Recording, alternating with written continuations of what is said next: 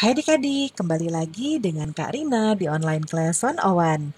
Kali ini kita akan belajar kelas 2 tema 4, subtema 1, hidup bersih dan sehat di rumah. Di pembelajaran 6 kita akan belajar bahasa Indonesia, matematika, dan SBDP ya, di halaman 28 sampai dengan 34. Nah, adik-adik untuk melihat video lain, adik-adik bisa klik di kanan atas video Kak Rina seperti ini. Nanti adik-adik bisa lihat ada rekomendasi video dan pembelajaran lain sesuai dengan judulnya ya. Nah, kalau mau yang lebih lengkap, adik-adik bisa klik di kolom deskripsi seperti ini, lalu cari mau lihat kelas berapa. Nah, sekarang kan adik-adik kelas 2 ya, jadi bisa klik di playlist kelas 2, klik biru-birunya seperti ini. Nanti akan masuk ke playlist di kelas 2 adik-adik, dari tema-temanya semua ada di sini. Misalnya nih adik-adik mau lihat kelas 2 tema 3, berarti klik di sini ya, kelas 2 tema 3, klik putar semua. Nah, ini adik-adik nanti akan perlihatkan di sebelah kanan ada daftarnya ya, seperti ini. Nah, ini dibuat berurutan adik-adik. Jadi adik-adik bisa cari subtema keberapa, pembelajaran berapa, dan halaman berapa di sini ya. Di scroll aja ke bawah sampai ketemu ya. Nah, kita mulai adik-adik. Ini masih ada lagu membuang sampah ya.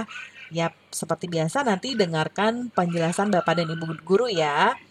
Nah, kita mulai membaca teks halaman rumah yang kumuh harus dibersihkan. Disadari atau tidak, halaman rumah terkadang jarang diperhatikan adik-adik. Ya, rumah berserakan, sampah berserakan, tanaman bunga juga jarang disiram. Tanaman bunga menjadi kering dan banyak juga yang mati.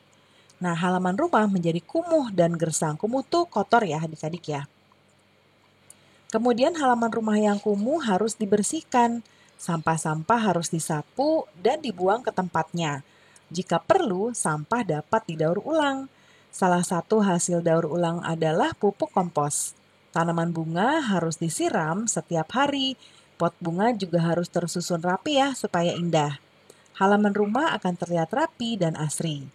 Nah, adik-adik, apa sih isi teks di atas tadi? Lalu bagaimana pendapatmu terhadap isi teksnya? Nah, teks tadi berisi tentang halaman rumah adik-adik, tapi halaman rumahnya itu yang kumuh. Nah, halaman rumah itu harus dibersihkan secara berkala.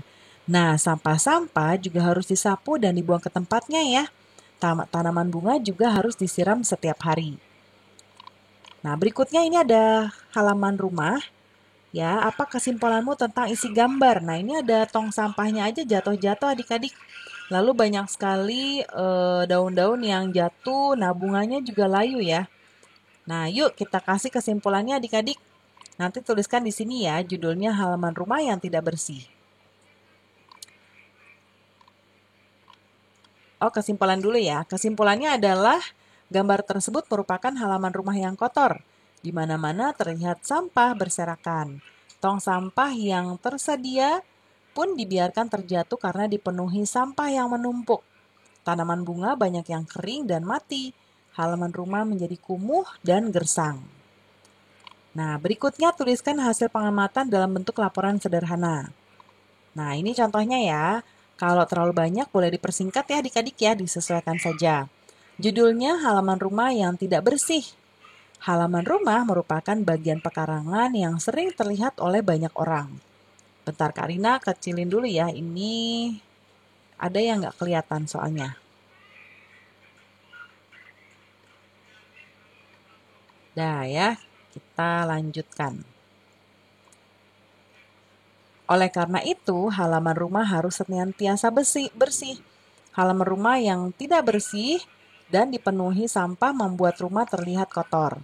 Rumah yang kotor membuat penghuninya serta orang lain yang melihat tidak nyaman.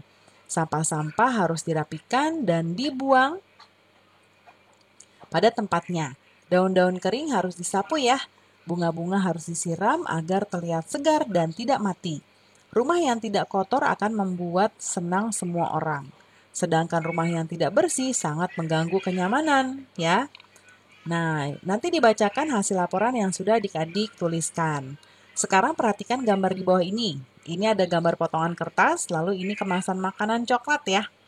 Nah, gambar potongan kertas dan kemasan makanan adalah juga bangun datar adik-adik, di mana bangun datar itu memiliki sisi, sudut, dan juga titik sudut.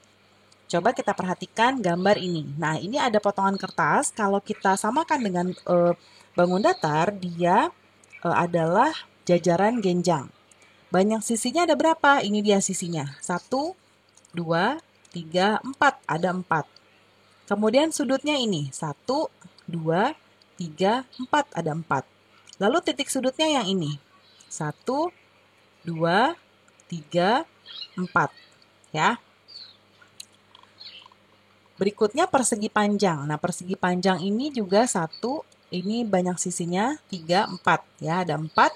Lalu sudutnya ada 1, 2, 3, 4. Ya, ada 4. Titik sudutnya juga ada 4. 1, 2, 3, 4. Ya. Nah, berikutnya dengarkan penjelasan gurumu tentang sisi, sudut, dan titik sudut pada bangun datar berikut.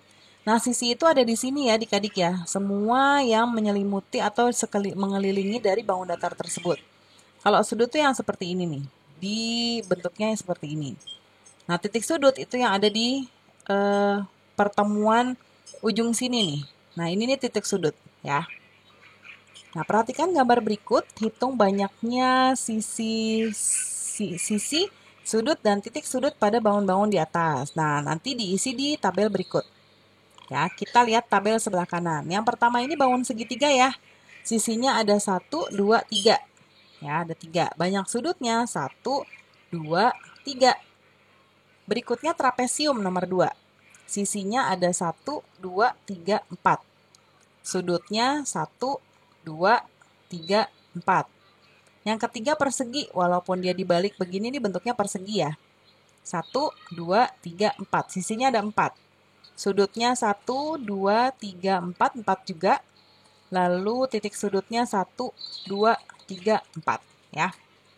Nah, ini juga segitiga, tapi kalau tadi ini segitiga sama sisi, yang ini segitiga siku-siku. Kita sisinya dulu ya, 1, 2, 3. Sudutnya 1, 2, 3. Titik sudutnya 1, 2, 3. Kalau ini trapesium juga, kita mulai dari sisinya ada 1, 2, 3, 4. Sudutnya 1, 2, 3, 4. Ya, titik sudutnya 1, 2, 3, 4 ya. Nah, sekarang coba kelompokkan bangun-bangun di atas, kelompokkan berdasarkan kesamaan banyak sisi, sudut, dan titik sudutnya. Nah, lalu yang nanti akan kita tarik garisnya ya dari kepiting ini atau kalajengking ini ke kotak-kotak ini. Ya, yang sebelah kiri bangun datar yang berbentuk segi 4. Lalu bangun datar yang berbentuk segitiga. Nah, kita lihat aja dari sini dari nomornya ya. Nomor 1 kan segitiga, jadi masuknya ke sini. Yang nomor 2, dia trapesium. Kalau trapesium itu masuknya ke seginya segi ada 4. Masuk ke sini. Lalu, yang nomor 2 tadi, ini salah Karina nih. Panahnya bukan ke sini. Ada di nomor 2 ke sini. Lalu yang nomor 3 ini persegi, dia juga masuknya ke sini. Nomor 4 segitiga, segitiga ini masuknya ke sini. Nomor 5 trapesium, dia ke sini. Seperti ini ya adik-adik ya. Nah, pembelajaran kita sudah selesai adik-adik. Terima kasih sudah menonton sampai akhir. Mohon dimaafkan apabila ada kesalahan dalam perkataan maupun dalam materi yang diberikan. Sampai jumpa di pembelajaran berikutnya. Dadah!